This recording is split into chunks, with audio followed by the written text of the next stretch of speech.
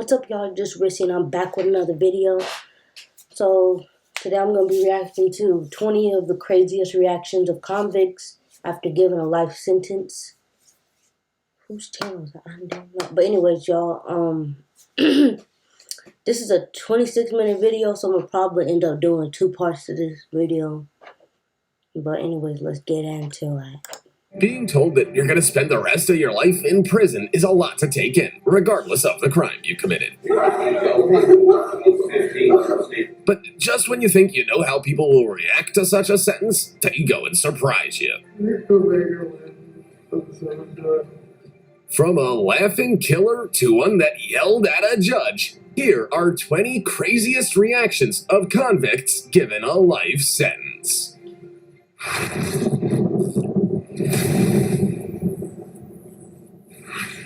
Number 20. Esteban Carpio.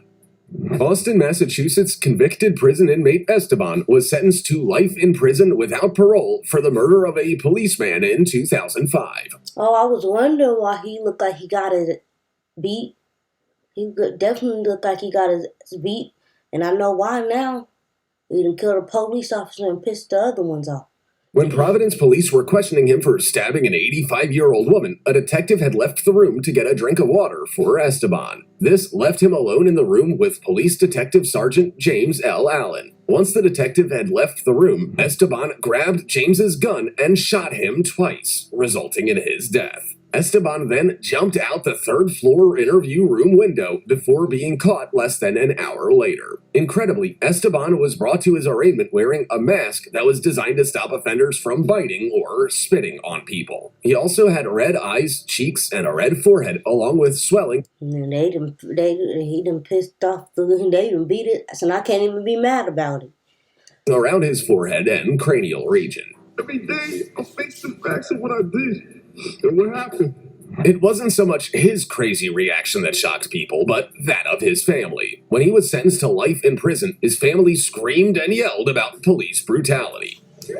I know you ain't talking. He literally, like they said, he stabbed the old lady, and then this man killed a police officer, and you talking about police brutality? No. An FBI investigation concluded that excessive force had not been used given the circumstances, and that his injuries were sustained when he jumped from the third floor of the building and during his struggle with law enforcement. Number 19. Anthony Rodriguez. Anthony Rodriguez, who had just turned 18, was on parole when he robbed, kidnapped, and sexually assaulted a 25-year-old woman in Martin Luther King Jr. Park, dragging her 105 feet into a bathroom. Not in Martin's Park.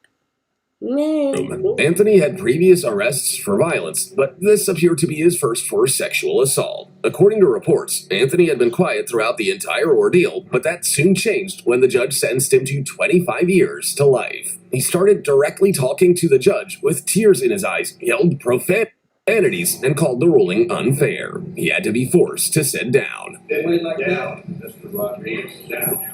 Anthony clearly wasn't happy with the outcome of the trial, and neither was his family. Afterward, his mother said that he didn't deserve life in prison and that something was wrong for him to receive such a heavy sentence. Anthony wasn't the first person to be arrested for the same crime. Previously, Mike Zarate Jacobo was under arrest on suspicion of rape and stayed in a downtown jail for 35 days until DNA evidence cleared him. That DNA evidence instead linked 18-year-old Anthony Rodriguez to the crime.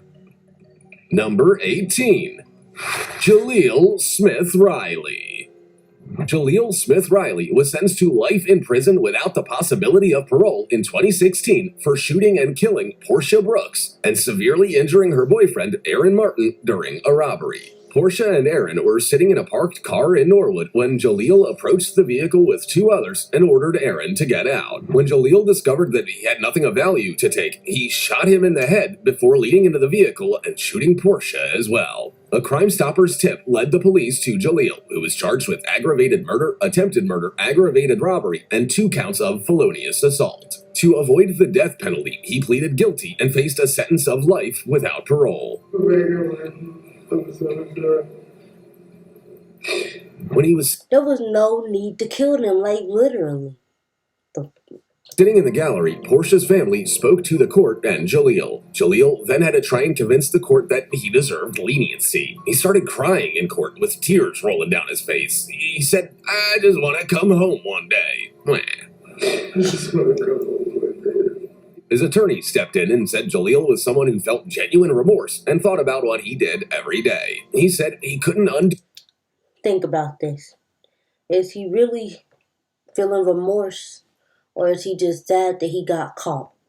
Do what he did. The judge had the final word and sentenced Jaleel to life without parole. As soon as those words came out of his mouth, Jaleel fell to the floor crying. Number 17. Danta Wright.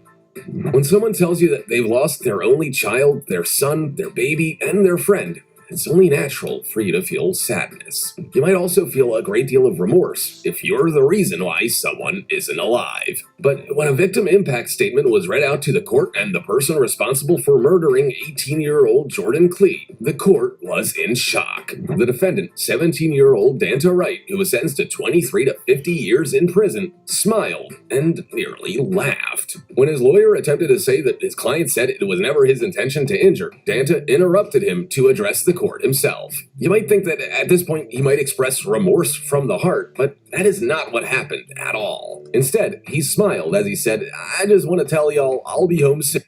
I saw this one before, and all I got to say about it is, I don't know if it's just like something they do, like when they in the courtroom, they think that acting like they didn't do it or whatever is gonna make them feel like, oh, he didn't really do it. The way he acting proves that he didn't really do it. But in reality, if they have proof that you're the one that killed that person or you're the one that did that crime, and you're acting like you have no remorse for it, that's just gonna give you even more time than they were maybe they were thinking they're only giving you lesser time, but then when they see you acting like that, acting like you have no remorse for what you did or whatever, that's gonna make them give you more time.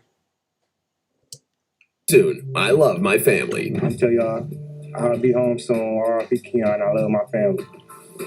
This definitely wasn't well received by most people in the courtroom. The judge asked prosecutors if the sentencing agreement was too merciful. He followed up by saying that watching Dana sit there smiling, laughing, and shaking his head like it was no big deal, he was tempted to say he wasn't going to accept the sentencing agreement and take the case to trial. If convicted of felony murder, that would mean Danta would be in prison for the rest of his life. That means you'll die there. That's what I'm tempted to do, the judge said. Number 16. Insane acting man. When a man was charged with possession of a weapon during a violent crime, along with murder, he acted in a way that surely made the people around him think he was gonna crack at any minute. Not only was he clenching his fist, but he was also making strange sounds, shaking his head, and standing before the judge with his teeth bared for the entire time that she was describing how things were gonna play out. The judge also tried to ask the man questions, but he wouldn't answer all of them consistently. Do you answer my questions? When she asked whether he'd like to be screened for a court-appointed lawyer or whether he could hire his own, he didn't answer immediately. He then proceeded to ask the judge whether he looked like he could afford one, and then said he didn't need one. It's not... Bro, why do people think that pleading insanity, yeah. Why would people think that pleading insanity is better than spending your life in prison? I mean, I realize, I've never been to prison, but from what I see, it's a horrible place and all that stuff. Very horrible. I don't know. I've never been there in my life. I know I got people in my family who've been there, but anyways, that's not the point. The point is, why do they think that it will be better? Like, you still gonna be in a place. You still gonna be locked up in a place for the rest of your life, but when you're in an insane, I don't want to say insane asylum. When you're in an insanity, whatever the heck y'all want to call it, without it sounding offensive. When you're in one of those, you got to take these medicines that actually make you go crazy. So when you're in prison, it's still dangerous, and you got to stick to your group and everything, and blah, yada, yada, yada. And don't be a snitch, don't steal, all that stuff. And also don't be a punk, and 100% do not drop the soap. But when you in the loony bin, so I don't want to say loony bin because not everybody there has really got a. Let me just. If you in the other place, and then they if you're in the other place, then you literally have to get medicine that, and this medicine messes with your brain that makes you feel like you're going crazy and everything. And like literally you'll be sitting there in a room like this.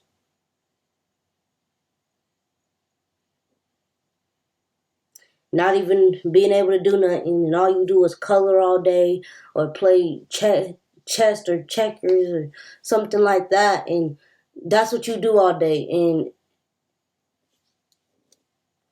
they feel like it's better, but you know what I mean. It don't sound better to me. You sit there in that place and they put your head basically with them pills to keep you mellow basically. Not known what the outcome of this case was, but even during the early stages of his case, his reactions were absolutely terrifying. And not only that, but you also in a place with like let's say you don't really have any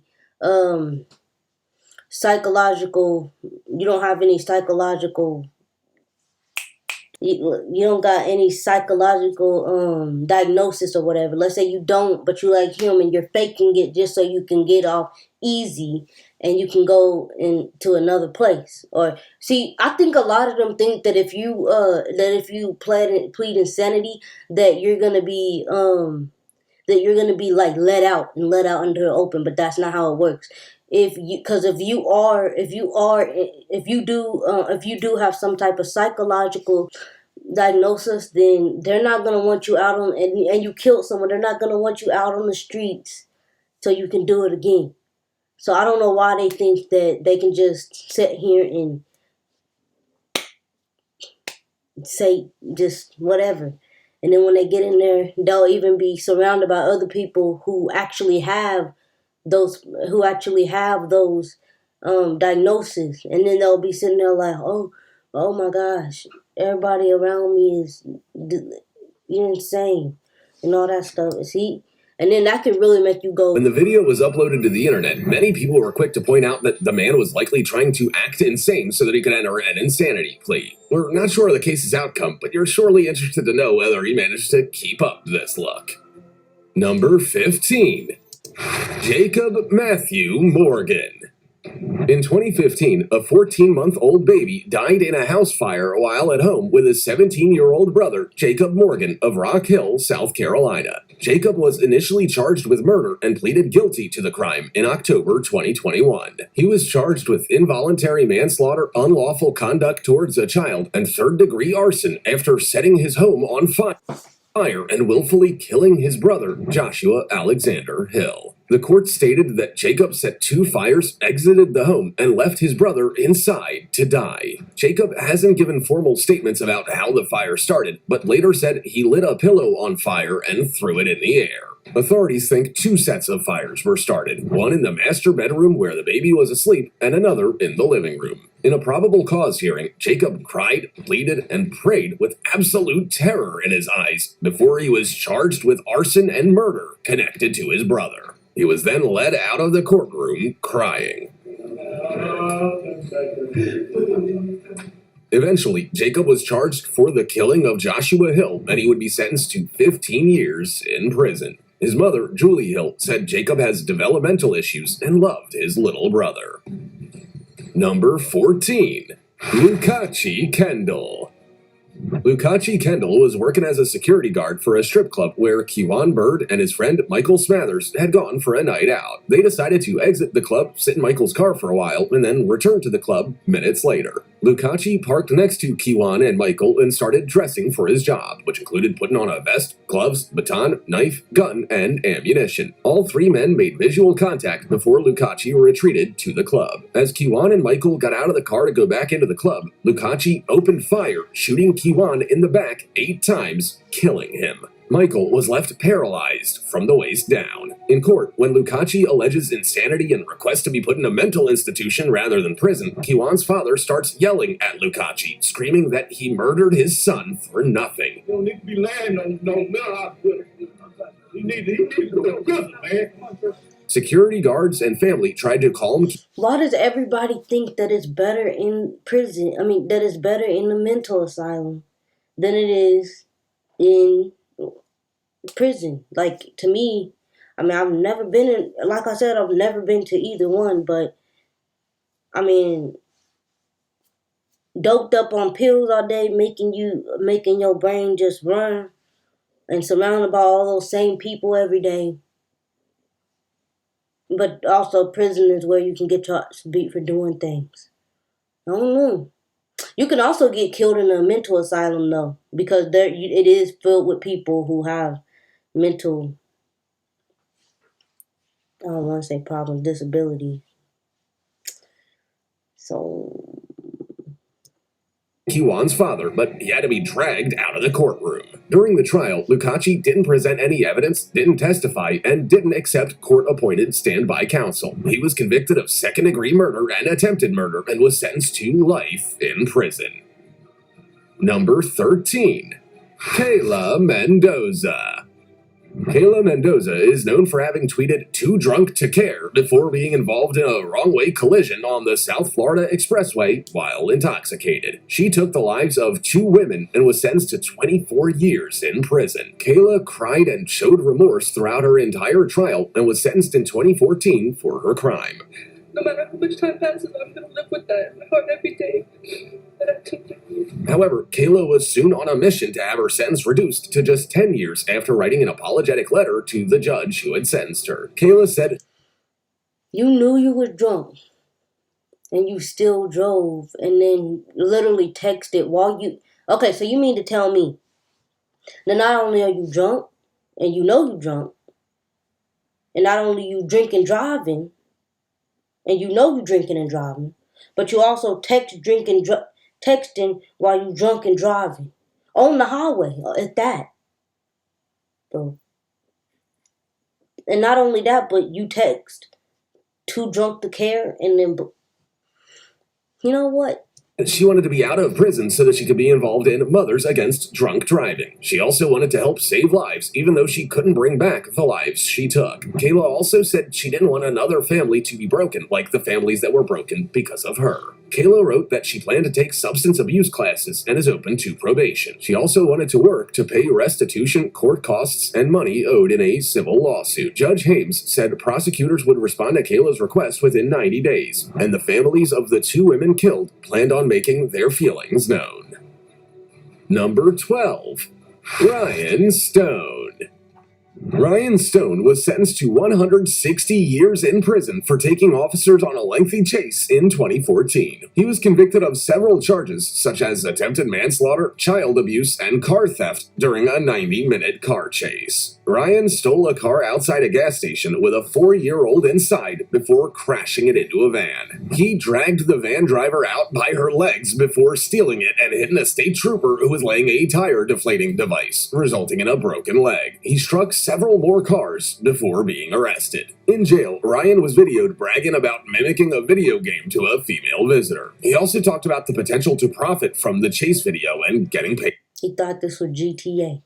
By YouTube. His boastful behavior was in direct contrast to how he looked and acted when he was being sentenced to his crimes in the first place. He blamed drugs, acted tearfully, and asked the judge to please give him a break. Ryan and his family said he struggled with drug addiction and that his meth use left him with very little memory of the chase. The goal was for the court to see him as troubled rather than violent. So? You still did it? Your ugly, big-head, Megamon looking self. But the judge didn't give him a break, and a Douglas County jury convicted Ryan of 18 charges that would see him spend 160 years or the rest of his life in prison. Number 11. Well, y'all, that's all I'm going to do for this video. I'm going to do part 2. Well, if y'all like this video, please like, comment, and subscribe. Bye.